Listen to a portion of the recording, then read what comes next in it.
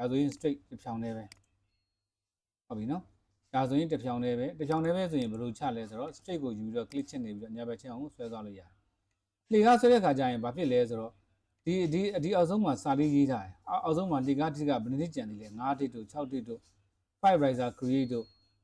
5 riser create တို့73 remaining တို့အောက်မှာပေါ်တယ်5 riser ဆိုလို့ရှိရင်လှေကား9တစ်လောက်ပြီးသွားပြီ6တစ်ပြီးသွားပြီဒါဆိုရင်6တစ်လှေကားဒီမှာဆုံးမှာဒါပေမဲ့လှေကတိကိုတော့12ပဲယူထားလို့ရတယ်5 riser ပေါ့နော် sorry ကိုပြောတာမှားသွားလို့အဲ့တော့ stayer ကိုယူလိုက်မယ် sorry stayer ကိုယူလိုက်မယ် okay ဒါဆိုလို့ရှိရင်ကွာ straight နဲ့သွားတာဒါက ready made လေကားတွေ straight ဒါ ready made လေကားတွေပေါ့နော်ဒါ straight ready made လေကားမှာအားလုံးပေါင်းသွား၄မျိုးပေးထားတယ်နံပါတ်1က full spiral ပေးထားတယ်နောက်တစ်ခုကျတော့ center spiral ပေးထားတယ်နောက် air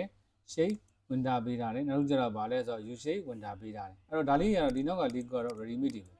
ဲကိုကျတဲ့တစ်ခုကိုချက်နေပြီးတော့ click ချလိုက်ရင်ရပြီပေါ့နော် click ချလိုက်လို့ရှိလို့ရှိရင်ကိုတို့လိုချင်တဲ့အကြုံဝင်ပေးလိုက်ပြီဆိုရတယ်ကိုတို့အနေချမဲ့လှေကားရဲ့ radius ကအရန်ကြီးသွားပြီဆိုရင်လှေကားပြည့်ပြည့်သွားတယ် radius လေးကအရန်သေးသွားပြီဆိုလှေကားအခုံးလေးကအရန်များလာတယ်ပေါ့နော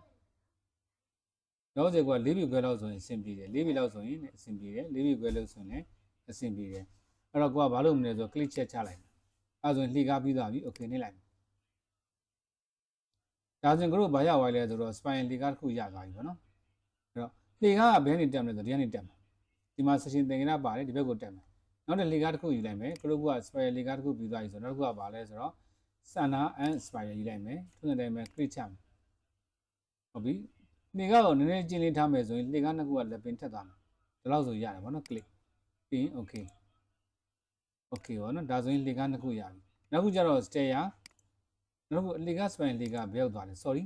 click ချမယ်လိုချင်တဲ့ကောင်ကိုရောက်ပြီဆိုရင်၄ပြီကလောက်ရောက်ပြီဆိုရင် click ချမယ်အဲ့ဒါမှတော့တစ်ခုပို့လာတယ်လှေကားဘယ်နှစ်ထည့်ယူမှာလဲကိုယူမဲ့ရေထွက်လိုက်ကို click ချက်နှိပ်ပြီးလိုလာတယ်ခုနက click ချက်မနှိပ်ဘဲနဲ့ထွက်လိုက်တော့လှေကားပါတကားလေးထွက်သွားတယ်အဲ့တော့ဒီမှာတစ်ထည့်နှစ်ထည့်သုံးထည့်လေးထည့်ငါးထည့်ယူရတယ်ဒါမှမဟုတ်အစုံနဲ့ယူလိုက်လည်းရတယ်သို့မဟုတ်လှေကားကိုတော့ပြောင်းပြန်ယူလို့လည်းရတယ်ဒါဆိုပြောင်းပြန်ဒါဆိုရင်ဒီမျိုးနိုင်လက်တန်းစနစ်မဲ့အတိုင်းလှေကားပြန်လို့ရတယ်ဒါမှမဟုတ်ဒီအဘက်ကိုသွားပြီးတော့လှေကားကိုပြန်တယ်လည်းရတယ်ဟိုကတော့လှေကားထိအပြည့်ယူမယ်ဆိုတော့အပြည့်ယူမယ်ဆိုဒီဘက်ချက်မှာကိုက click ချက်နှိပ်လိုက်ဒါဆိုရင်ဒီကနေစားတယ်18တိ okay ဒီလှေကားကိုပဲနောက်ကျင်ပြန်ဆွဲကြည့်အောင် stair မှာကိုကဒီထဲမှာ center and spiral ကိုယူလိုက်မယ် click ချက်ချမယ်ကိုတို့လိုချင်တဲ့အကွာဝေးရ radius က4ပြီခွဲယူလို့ရတယ်3ပြီယူလို့ရတယ်ကိုကတော့4ပြီခွဲတော့ယူလိုက်မယ်ပေါ့နော်ယူပြီးတော့ခုနအောက်ကိုယူတယ်ပေါ့နော်ခုနကဒီအောက်ကိုယူခဲ့တာအခုကျတော့ကအပေါ်ပြန်ယူမယ်အပေါ် click အားလုံးပြီးသွားရင်တော့အမှတ်ကလေးချိန်လို့ရပြီလှေကားကိုအဲ့တော့ stair ကိုယူလိုက်မယ် stair ယူလိုက်ပြီးတော့ကိုကအရင်တော့ဒီမှာ full step spiral ဒါလေးကတော့တိတ်တော့မသုံးအသုံးတော့နေဒါပေမဲ့သိထားသိနေပါတော့အဲ့တော့ click ချက်ချမယ် radius ကို4ပြီလိုက်မယ် radius အရန်ကျဲသွားပြီဆိုလှေကားဖြောင်းသွားမယ်အရန်ကွေးသွားပြီဆိုလို့ရှိရင်လှေကားကအကွေးပို့ပြီးတော့ကွေးလာတယ်အကွေးတဲ့ဟာအရန်သေးသွားပြီဆိုလှေကားလက်ပင်ထက်သွားဆိုဒီလိုမျိုးဖြတ်တာ click လက်ပင်ထက်သွားရဆိုတာဒီလိုမျိုးပြောတာဗောနော်3နဲ့ပြန်ကြည့်လိုက်မယ်ကိုနမူနာပြမယ်လှေကားဒီနားလေးမှာလက်ပင်ထက်ဟုတ်ပြီနော်3နဲ့ကြည့်မယ်ဆိုရင်ဒီလိုမျိုးမြင်ရတယ်အပေါ်နေကြည့်မယ်ဆိုရင်လှေကားရဲ့ဒီစမှတ်နဲ့ကရိုးရဲ့ဆုံးမှတ်ကတနည်းအားဖြင့်မကြတော့စမှတ်နဲ့ဒီကနေစတဲ့လှေကားအပေါ်ရောက်တဲ့အခါကျဒီမှာလာဒီဘက်ကျမ်းမှာလာဆုံးစမှတ်ကိုကြော်ပြီးဆုံးတယ်အဲ့တော့အပေါ်နေကြည့်မယ်ဆိုလှေကားနဲ့တစ်ကလက်ပင်ထက်တယ်လို့မြင်ရတယ်အခုပြောတာအဲ့လိုမျိုးပြောတာဗောနော်လက်ပင်ထက်မယ်အဲ့လိုပုံစံမျိုးမြင်ရတယ်အဲ့ဆိုရင်ကို stair ကိုယူလိုက်မယ်ဒီမှာ spiral ဒီကောင်ကြတော့ပါလဲဆိုတော့ center click ချက်ချမယ်ကိုလိုချင်တဲ့လေကားအရေးအတွက်ကိုနှိပ်ပြီးတော့ click ချက်ချမယ်နောက်တစ်ခုကပါလဲဆိုတော့နောက်တစ်ခုက a shape ကိုယ်စက်ကနည်းနည်းလေးနေနော်အဲ့တော့ stair ယူလိုက်မယ်နောက်တစ်ခုကြတော့က a shape ကတော့ရှင်းပါတယ်ကို click ချက်နှိပ်လိုက်ပြီးတယ် a shape မှာကျတော့ကိုကဘာမှမပေါလဲဆိုအလဲမှာလမ်းနေခုမပါဘူးနောက်ခုကျတော့ဒီကောင်ကျနောက်ခုလေကားသူပေးတဲ့လေကားတော့ဗာလဲဆိုတော့ U shape window အဲ့ကောင်လဲသူလဲလေကောင်မှာလည်းနေခုမပါဘူး okay နှိပ်လိုက်မယ်3 view နဲ့သွားကြည့်လိုက်မယ်ဒါဆိုရင်တို့ပေးတဲ့လေကားတွေမှာအလေကောင်မှာလည်းနေခုမပါဘူးပေါ့နော်အလေကောင်မှာတို့လေကားတွေတော်တော်များများဒီလည်းနေခုမပါပဲမြင်ရလိမ့်မယ်တော်တော်များများဒီလိုပုံစံမျိုးမြင်ရတယ်ပေါ့လေကားတွေအဲ့တော့တို့ရဲ့တို့ project မှာတို့လေကားဆွဲပြီးဆိုဘယ်လိုလုပ်မလဲပေါ့နော်ဘယ်လိုလုပ်မလဲပေါ့ကို project ခုနဲ့ကိုပြရင်ကောင်းမယ်နေတူတယ်ခဏလေးနောက်တဲ့ဒါနဲ့ရင်ရှင်းပြလိုက်အရင်ကကို stair ကိုယူလိုက်မယ်ကိုတို့လှေကားမှာကိုတပည့် flight တက်မယ်ဒါမှမဟုတ်ရှင်ကို single flight တက်မယ်ဆိုလည်းရတယ်အဲ့တော့အရင်ကလေက street တက်မယ်ဆိုရင် street ကိုယူလိုက်မယ်လေကကိုတခါလေးတက်မဆွဲဘူးမဆွဲမနဲ့ကိုကဘာရင်စဉ်းစားလဲဆိုလေကကိုကလက်ရှိလေကဒီကိုက property မှာတွားကြည့်တယ်တွားကြည့်တဲ့အခါမှာလက်ရှိလေကဒီကိုကဘယ်လောက်ကျယ်လဲပေါ့နော်လေကရဲ့ဝန်နေရဝစ်က3ပေရှိတယ်ဒါဆိုရင်လေကတစ်ခုကိုဆွဲလိုက်ပြီဆိုဒီဘောနဲ့အောက်ကလေကရဲ့ဝစ်က3ပေရှိတယ်ပေါ့နော်အဲ့ဒါမျိုးဆိုလေက3ပေရှိတယ်အဲ့တော့ round ကိုယူလိုက်မယ် straight ကိုယူလိုက်မယ်လေကဝစ်ကတော့3ပေရှိတယ်လေကနေပြီးတော့အောက်ဆက်ကတော့ခဏထားလိုက်မယ်ပေါ့နော်ဒီစနာကတော့အားလိုက်ခဏထားလိုက်မယ်လေကဝစ်ကဘယ်လောက်ရှိတယ်ဆိုတော့က3ပေရှိတယ်ဝစ်က3ပေရှိတယ်3ပေဆိုတာကလေကားတစ်ခုကိုဆွဲလိုက်ပြီဆိုရင်အပေါ်နဲ့အောက်ကွာဝေးကို3ပေလို့ပြောတာ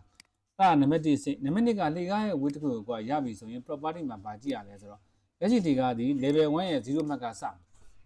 level 1ရဲ့ finish floor level ကစပြီး level 2ရဲ့ finish floor level မှာလာဆုံးမှာ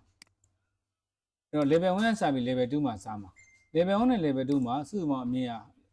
ဒီကို story head ကဘယ်လောက်မြင်လဲဆို10ပေရှိတယ်အဲ့တော့level 1ကစမယ်အခုက level 2က level 2မှာဆုံးမယ် level 1ရဲ့ finish flow level ကဘာလဲဆိုတော့0 level ကစမယ် level 2ရဲ့0 level မှာလည်းကိုကပြန်ဆုံးမယ်စုစုပေါင်းလေကားအရေအတွက်က18တိစုစုပေါင်းလေကားအရေအတွက်ကဘယ်လောက်လဲဆိုတော့18တိတစ်တစ်ကိုဘယ်လောက်မြင့်မလဲဆိုတော့တစ်တစ်နဲ့တစ်ကြားမှာ6လက်မကျော်ရှိမယ်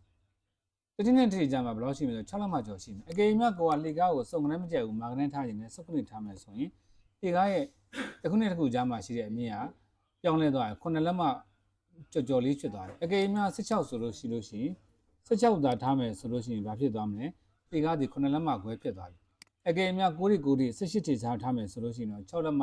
ခွဲကျော်လောက်ဖြစ်သွားမယ်အဲ့ဒါဆိုရင်ကိုယ်လှေကားကို calculation ဘယ်လိုတွေ့ရဆိုတော့နားလည်ပြီပေါ့နော်အဲ့တော့လှေကားကိုနာမည်ဆွဲရမှာလှေကားကိုဆွဲမယ်ဆိုတော့ running ကနေပြီးဘာယူရမလဲ straight ကိုယူရမယ် number 1 number 2ကဘာလဲဆိုလှေကားရဲ့ width လှေကားရဲ့ width က4ပေလား3ပေလားကိုလှေကား width က3ပေထားမလား4ပေထားမလားအဲ့ယူရမယ်နံပါတ်3လှေကားကိုအမြဲတမ်းကဘာလုပ်မလဲ landing ကို automatic ထားပေးရမယ်လက်ရှိလှေကားဒီ level 1တက်မှာမှန်တယ်ကို level 1မှာဆက်မှာ level 1ရဲ့ finish flow level ကစမယ် level 2ရဲ့ finish flow level မှာစုံမယ်လှေကားအထိ18တိလှေကားတစ်ခုနဲ့တစ်ခုကြားမှာဘယ်လောက်กว่าလဲလှေကားရဲ့ height ကဘယ်လောက်မြင်လဲဆိုတော့6လက်မနောက်လှေကားရဲ့ thread ပေါ့နော်အချင်းအနည်းကဘယ်လောက်ရှိလဲဆိုတော့17လက်မကိုတော့ standard size ကိုက10လက်မလောက်ပဲထားတယ်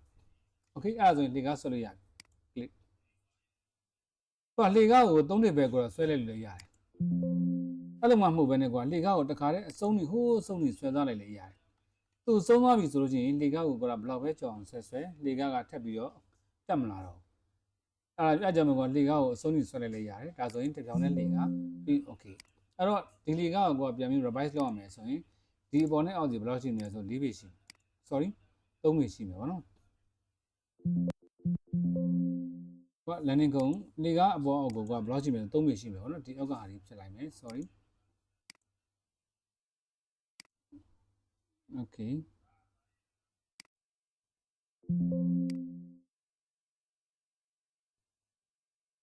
အဲ့ဆိုရင်လေကားရဲ့အပေါ်နဲ့အောက်ဘက်ကိုဘယ်လောက်ရှိမလဲဆိုတော့3ပေရှိမယ်ဗောနော်3 face ရှိမယ်လေကားရဲ့တစ်ခုနဲ့တစ်ခုကြားလေကားရဲ့အနည်းကဘယ်လောက်ရှိမလဲဆို10လက်မရှိလေကားရဲ့ thread က10လက်မရှိမယ်လေကားရဲ့ landing ခုံရဲ့ height ကိုက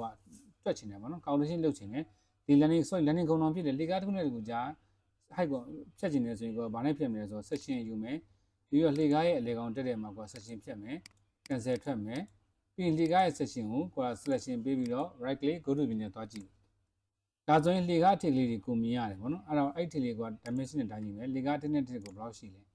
ဆိုတော့6လက်မကြော်လောက်ရှိတယ်6လက်မခွဲလောက်ရှိတယ်ဗောနော်ဒါဆိုလို့ရှိရင်ကိုတို့ရဲ့ calculation ကြီးမှန်တယ်လို့ပြောလို့ရမယ်ဒါဆိုရင်သူ့လေကားဒီ single လေကားအကယ်၍ကိုအဲ့ဒါမှမဟုတ်ဘဲနဲ့လေကားအဖြောင့်လေကားဗောနော်အဲ့ဒါမှမဟုတ်ဘဲနဲ့ကိုလေကားကို double flight တက်မယ်ဆိုရင် stair ကိုသွားမယ် running တွေကိုသွားမယ်သွားပြီးတော့ straight ကိုပဲယူလိုက်မယ်လေကားရဲ့ landing ကိုအမြင့်ကိုလည်း3ပေပဲယူလိုက်မယ်ဗောနော် landing ကို automatic ထားမယ် level 1ကတက်မယ် level 2မှာစုံမယ်လေကားထိရ18တိလေကားရဲ့ thread ကဘယ်လောက်သွားမလဲ10လက်မအဲ့တော့ကိုကဘာလုပ်မလဲဆိုတော့အဲ့လေကားကို click ချက်ချမယ်ညာဘက်ချောင်းကိုကအပြည့်မဆွဲတော့ဘဲနဲ့ကိုကဒီအောက်မှာကိုကဘယ်လောက်မှရက်မလဲဆိုတော့ကိုက18တိလေကားထားတယ်ဒီအောက်ကကို create ကို riser create နေရာမှာကိုကရက်လိုက်မယ်ဒါဆိုရင်အောက်နေဒီနားလေးမှာကို riser create ဖြစ်သွားပြီကိုဒီလေကား creation လုပ်ပြီးသွားပြီကိုက18တိကိုကဆွဲမှာဆိုတော့နောက်ထပ်9တိကျန်သေးတယ်9တိကိုဒီဘက်အောက်ကနေအောက်ကိုဆွဲမယ်ဒီမှာစပြီးပြဿနာပေါ်လာကိုတို့ကဒီဘက်တောင်းနေကိုဆွဲတော့ဆွဲလိုက်တယ်ဒါပေမဲ့လေကားဘယ်ရောက်သွားလဲဆိုတော့ပထမဆွဲထားတဲ့လေကားရဲ့အထက်ကိုတောလောက်ဝင်သွားတယ်အဲ့ဒါဘာကြောင့်လဲဆိုတော့လေကားရဲ့ဆွဲတဲ့နေစနစ်ကစင်တာနဲ့ဆွဲနေဆွဲခဲ့လို့ အကယ်၍စနာနဲ့မဆွဲဘဲနဲ့ left ဆိုပြီးတော့ဆွဲမယ်ဆိုရင်လေကားနှစ်ခုကလုံးဝ completely လက်ပင်ထက်သွားတယ်အဲကြောင့်မလို့ကိုလေကားကိုဘာနဲ့အညီဆွဲမလဲဆိုတော့ right နဲ့အညီဆွဲမယ် right နဲ့အညီဆွဲရတော့မှန်တယ်ပေါ့နော်ဒါပေမဲ့လေကားတစ်ခုနဲ့တစ်ခုကသွားပြီးတော့ပူးနေလေကားတစ်စင်းနဲ့စင်းကြမှာကွာ3လက်မလောက်ဟာကျင်တယ်ဆိုတော့ offset ကိုကွာ3လက်မလောက်ပြီးလို့ရတယ်ဒါဆိုရင်ဒီပေါ်မှာရှိတဲ့ပါရာမီတာလေးကိုရှင်းသွားပြီဒါဆိုရင် click ဒါဆိုရင်ကွာလေကားဆွဲတဲ့အခါမှာညာဘက်ချင်းကနေပြီးတော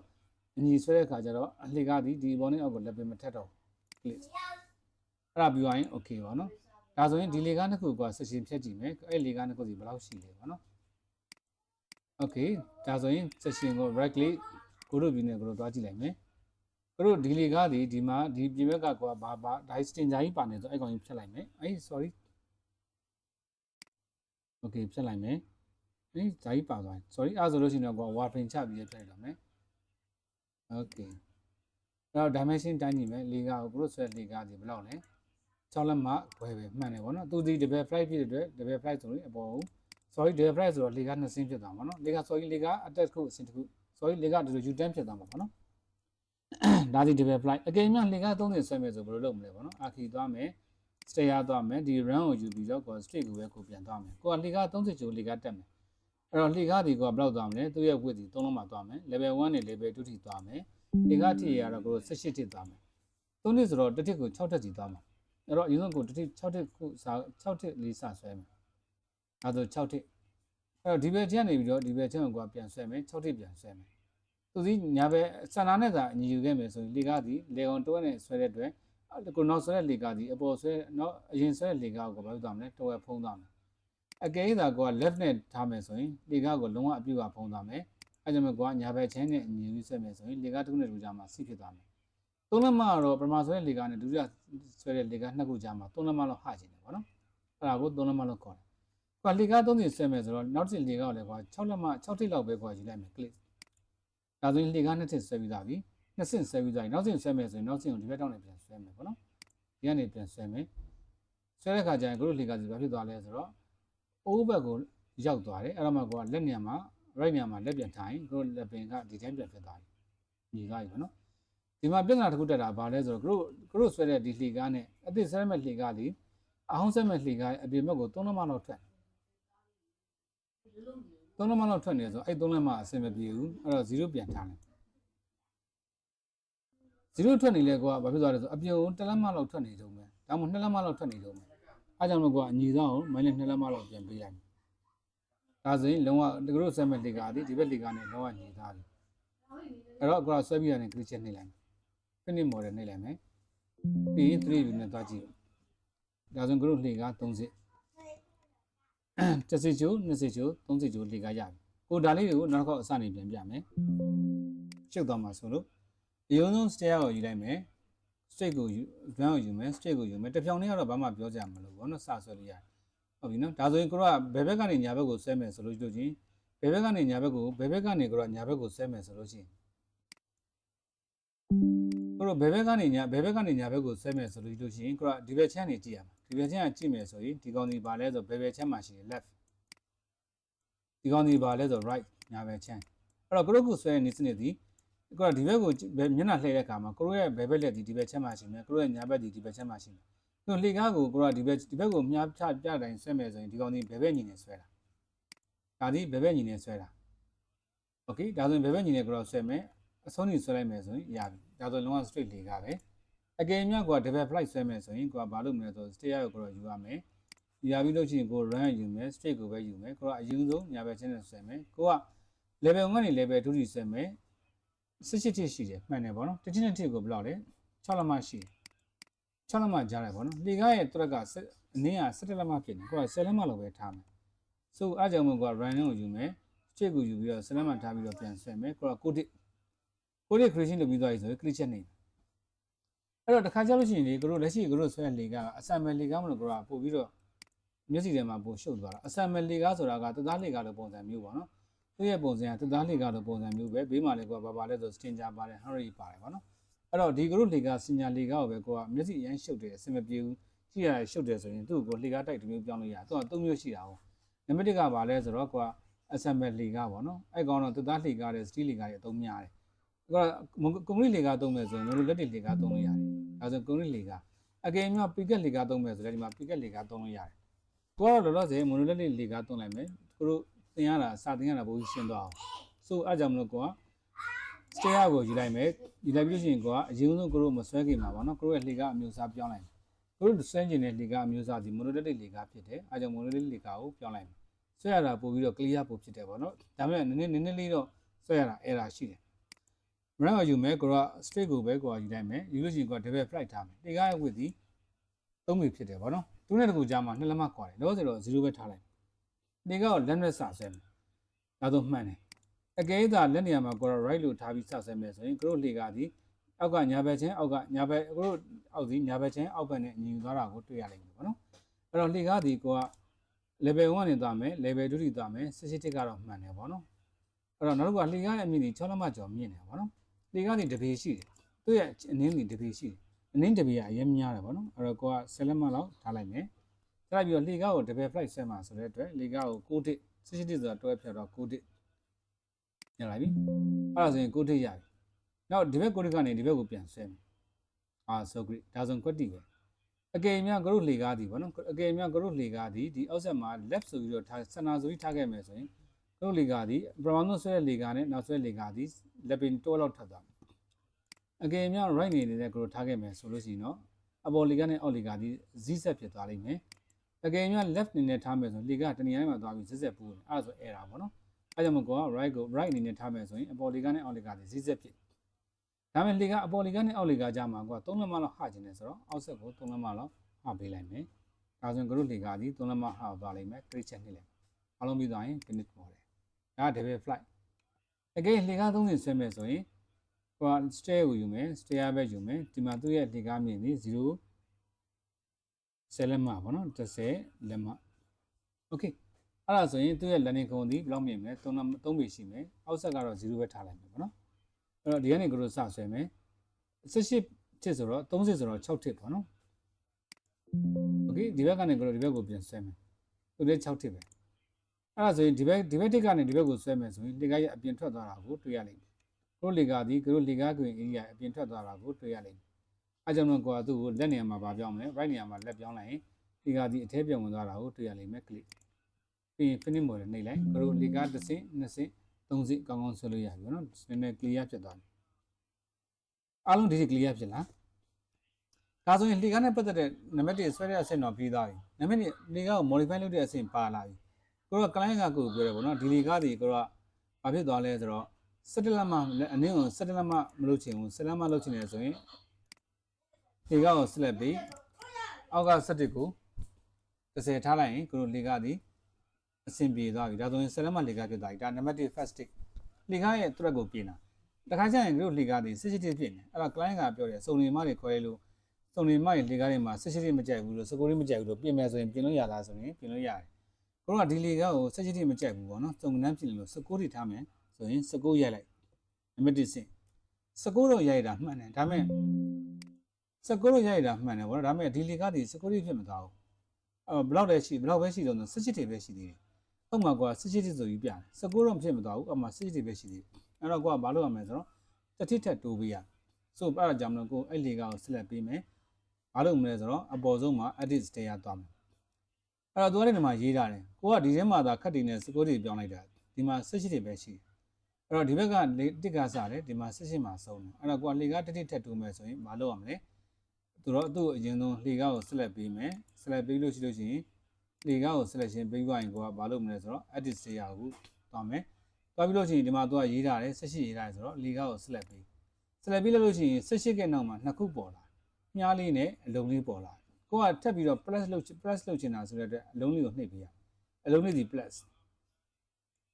ဒါဒီစကုတ်ဖြစ်သွားတယ်ဒါဆိုရင်ကိုက cancel ထွက်လိုက်မယ် cancel ထွက်လိုက်မယ်ဆိုရင်ကိုတို့ဒီမှာကိုတို့ထည့်ခြင်းနဲ့လေကားကြီးအတွက်နဲ့ဘဂရီလေကားကြီးအတွက်နဲ့ကွက်တည်တယ်အပေါ်မှာရှိတဲ့လေကားကြီးအတွက်ဒီ19ဒါကိုတို့လိုချင်တဲ့အရေးအတွက်အောက်မှာရှိတဲ့လေကားကြီးအတွက်ဒီပဂရိလေကားကြီးအတွက်ကိုတို့လိုချင်တဲ့လေကားနဲ့ကိုတို့တကယ်ရှိနေတဲ့လေကားတွေကကွက်တီပဲတခါတလေများကိုတို့လေကားဒီ selection ပေးပြီးတော့ထပ်ပြီးတော့ဒီမှာ update လုပ်သွားမယ်ဟုတ်တယ်ဒီမှာ20ဖြစ်သွားမယ်ဒါဆိုရင်သူဒီကိုတို့ပေးထားတဲ့လေကားစကုတ်တွေပဲရှိတယ်ဒါပေမဲ့သူတကယ်ဖြစ်နေတာ20ဖြစ်နေဒါပေမဲ့20လုံးမပြောဘူးဘယ်လိုပြောဆို +1 ဆိုပြီးပြောနေမိလေကားတစ်ထစ်ပုံနေဆိုပြီးအဓိပ္ပာယ်တ ခိုင်းမှကွာမိပြီးတော့2 3နှစ်ပို့လာရင်သူကဘာပြောလဲဆို24တို့25တို့မပြောဘူးသူကဘယ်လိုပြောဆို19+1မင်းတကယ်ရှိမဲ့လှေကားတဲ့၄ခုပို့နေတယ်ပေါ့နော်အဲ့လိုမျိုးပြောတယ်အကယ်၍အဲ့လိုပို့သွားလို့ပြန်လျှော့မယ်ဆိုလို့ရှိရင်ဒီအလုံးလေးရပဲပြန်ပြီးတော့ရွှေ့သွားလို့ရတယ်ဒါဆိုသူကပြောတယ်မင်းလှေကားကတစ်စစ်ပို့နေတယ်ပေါ့နော်အဲ့ကြောင့်နောက်ကိုပြန်ဆုတ်လိုက်19ဒါဆိုရင်တော့ okay ဒါဒုတိယမြောက်ဒုတိယဆင့်ဒါဆိုရင်တို့က single flight မလို့ဒီလိုဖြစ်တာပေါ့နော်အကယ်၍double flight တာဖြစ်ခဲ့မယ်ဆိုရင်ဘယ်လိုဖြစ်မလဲပေါ့နော်အဲ့တော့ double flight ကိုလည်းသူကဆက်လက်ပေးတယ်ကို client ကပြောတယ်မင်းလေကကိုတိတော့မှန်တယ်ပေါ့နော်ကိုတိကတော့မှန်တယ်ဒါပေမဲ့လှေကားထိကနည်းနည်းတိုးပြီးဆိုရင်ကိုတော့ဒီမှာလွယ်လွယ်ကူးနဲ့တိုးလို့ရတယ်17ဒါဆိုရင်လှေကားထိရည်ဒီthread ဒီ17လက်မှဖြစ်သွားတယ်မြေုံတိုင်းကြီးပေါ့နော် dimension ခေါ်ပြီးတော့ကိုလှေကားကိုတိုင်းကြီး17လက်မှ thread ဖြစ်တယ်နောက်ကတော့သူကပြောတယ်သူအာခေရဲ့အလိုရအာခေရဲ့ concept ရလှေကားတွေက3ပေဆိုကျင်းတယ်ပေါ့နော်3ပေကျင်းတယ်ကိုက4ပေလောက်ထားပေးဆိုရင်ရတယ်အဲ့တော့လှေကားကိုဆက်လက်ပေး4ပေထားပေးမယ်ဆိုတော့သူ့ကိုဆက်လက်ပေးလှေကားတဲ့ကိုဝင်သွားမယ် edit state ရအဲ့တော့ဒီအောက်မှာရှိတဲ့လှေကားကိုဆက်လက်ပေးလိုက်မယ်ဒီမှာ3ပေဖြစ်နေတယ်ဒီမှာလည်း3ပေဖြစ်နေတယ်အဲ့တော့3ပေနေမှာပါထားမလဲဆိုတော့ဒီမှာကိုက4ပေထားလို့ရတယ်4ပေဒီဘောလှေကားလည်းဆက်လက်ပေးမယ်သူ့လည်းဒီမှာဘယ်လောက်ထားမလဲ4ပေလို့ထားပေးမယ်ဒါဆိုရင်တို့လှေကားဒီ4ပေရ okay ဖြစ်သွားတယ် okay ဖြစ်သွားတယ်ပေါ့နော်အဲ့တော့ဒုတိယဆင့် client ကပြောတယ်ဒါမှမဟုတ် AK ကပြောတယ်ပေါ့နော်ဘာပြောလဲဆိုတော့မင်းရဲ့လှေကားပေါ့နော်မင်းရဲ့လှေကားကအားလုံးပေါင်း18ဖြစ်နေတယ်ပေါ့နော်အဲ့တော့ကိုက18ကအထိအရများရနည်းနည်းရှော့ပေါ့နော်နည်းနည်းရှော့16တိလောက်ထားခြင်းနေဆိုရင်သူကဘယ်လောက်ထားမလဲ16အနာခောက်လိုက် okay နေလိုက်မယ်ဒါဆိုရင်တော့ကိုရဲ့ဒီဇိုင်းကအယူချက်ကတော့16တိဖြစ်သွားတယ်ဒါပေမဲ့သူ့ရဲ့ဘက်ကရီကတော့2တိပုံနေသေးတယ်အဲ့တော့ပုံနေ2တိကိုကလာပြီးတော့ရှော့အောင်လေကဒီဇိုင်းနဲ့တော့အဆင်ပြေတယ်နှစ်စင်းဖြစ်တဲ့အခါကျတော့အဆင်မပြေတော့ဘူးအဲ့တော့ဒီပေါ်လေကကိုဆက်ရှင်ပြီးဒီမှာလည်းဗာလေးပေါ်လာတယ်ဆိုအလုံးလေးပေါ်လာအောက်ကလေကကိုဆက်ရှင်ပြီးလို့ရှိရင်အလုံးလေးပေါ်လာတယ်ကိုကဘယ်အလုံးလေးကိုလုပ်ပြီးတော့ plus or minus လုပ်ပေးရမှာလဲပေါ့နော်အဲ့တော့ကိုကဒီအောက်မှာရှိတဲ့ plus 2ဆိုတဲ့ဟာလေးကိုဆက်လက်ပေးပြီးတော့ဒီအလုံးလေးကိုလာပြီး short ပေးရโอเคဒါဆိုရင်ကိုက16တိဖြစ်သွားပြီကိုတို့ရဲ့လက်ရှိလေကအရေးတက်က16တိတကယ်ရှိနေတဲ့လေကလည်း16တိပဲကိုတို့တကယ်လိုချင်တဲ့လေကလည်း16တိပဲโอเคနှိမ့်လိုက်တယ်client ကပြလိုက်တယ်ဗောနော်ကိုလေကားဒီလိုပြလိုက်တယ်အဲ့တော့ client ကဘာပြောလဲဆိုတော့မင်းလေကားရမညီဘူးဖြစ်နေတယ်ဗောနော်လေကားကိုအညီလေးပြန်ထားပေးဆိုဒါမျိုးလဲ easy ပဲအဲ့လေကားကို selection ပေးတယ် edit style လုပ်လိုက်တယ်ဒီပြောရင်တို့ဒီရှင်းနေတဲ့လေကားကိုဆက်လက်ပေးမယ်ဒီမှာကတော့ option နှစ်ခုရှိတယ်အလုံးလေးရှိတယ်မြားကောင်းလေးရှိတယ်ကိုအလုံးလေးတော့ဘာမလို့မြားကောင်းလေးကိုပဲဖိဆွဲလိုက်တယ်ဒါဆိုရင်ဒီဘက်လေကားဒီတူပြီးဒီဘက်လေကားကိုရှည်သွားတယ်တခါတလေတို့ရဲ့ content type တွေမှာဗောနော်အတက်ဒီတူပြီးတော့အတက်ဒီလေကားထိရနေပြီးတော့ဒီ sorry brown fried လေကားတခုဒီကျင်းပြီးတော့နောက်လေကားဒီရှည်သွားမယ်ဆိုရင်ဒီမျိုးလေးအမြင်လုံးလေးကိုဆက်ပြီးချဲ့သွားလို့ရတယ်ဒါဆိုအတက်လေကားဒီတစ်ထည်ပဲရှိစေနောက်လေကားဒီအမြင်ဖြစ်သွားတယ်ဒီမှာလေတို့လေကားဒီလိုပုံစံမျိုးလေးကိုကမြင်သွားတာကိုတွေ့ရလိမ့်မယ်ဒီလိုအတူလေးဖြစ်သွားတာကိုတွေ့ရလိမ့်မယ်တို့လေကားဒီဘယ်လိုပဲအရှူအနေများများတစ်ဖက်နဲ့တစ်ဖက်ကိုလေကားဒီဘက်တစ်ခုနဲ့ဒီဘက်တစ်ခုကိုဘယ်လိုပဲအနေနဲ့များများကိုယ့်ရဲ့ landing ကုန်ဒီလိုတယောက် adjust ဖြစ်တယ်ပေါ့နော်အဲ့တော့ဆက်ပြီးဆက်လက်ပြီးမယ် edit style လုပ်လိုက်မယ်ဒီဘက်လေကားလေးကိုလည်းကိုကဒီဘက်မြားကောင်းလေးနဲ့၄လောက်ရှိလိုက် okay နေမယ်ဒါဆိုရင်ကိုတို့ landing ကုန်လေးကိုပြန်ကြည့်မယ် landing ကုန်လေးဒီလိုလေးကအပေါ်တက်သွားတာကိုတွေ့ရတယ်ဒါဆိုရင်ကိုတို့လေကားလောက်ဆိုရင်တော်တော်များများရှင်းသွားပြီပေါ့နော်ရှင်းသွားပြီဆိုကိုတို့နောက်လေကားတစ်စင်းနေနောက်လေကားကနောက်ဘက်မှာတင်တော့မယ်ဒီနေ့ကတော့ဒီလောက်ပဲတင်တော့မယ်အားလုံးဒီနေ့တင်တဲ့စောကြီးတင်လိုက်မယ်နောက်ဘက်ကျမှပြန်ဆုံးမယ်အားလုံးကြားလာ